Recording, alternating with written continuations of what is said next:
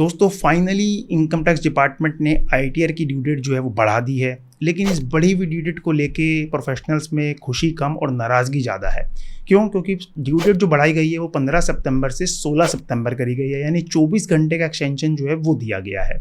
इस 24 घंटे में भी 2.5 घंटे इनकम टैक्स डिपार्टमेंट ने अपने मेंटेनेंस के लिए रख लिए हैं, तो बचे 21 घंटे। 21 घंटे में भी अगर हम वर्किंग आवर्स कैलकुलेट करें, प्रोफेशनल सुबह ऑफिस आएंगे, खोलेंगे, स्टाफ आएगा, रिटर्न फाइल करेंगे, तो मैक्सिमम जो है वो आपको 10-12 घंटे जो प्रैक्टिकली मिलेंगे आईटीआर फाइल करने के लिए।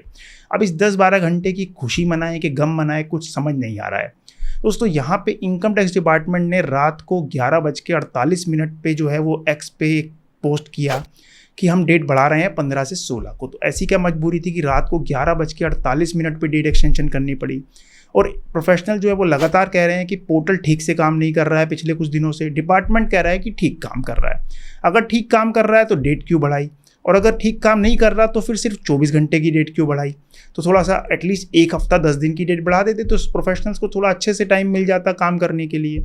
साथ ही इनकम टैक्स डिपार्टमेंट ने एक 15 सितंबर को 7:30 पे एक और ट्वीट किया, जिसमें उन्होंने लिखा कि अगर साइट आपकी ठीक नहीं चल रही है तो कमी आपके सिस्टम में है।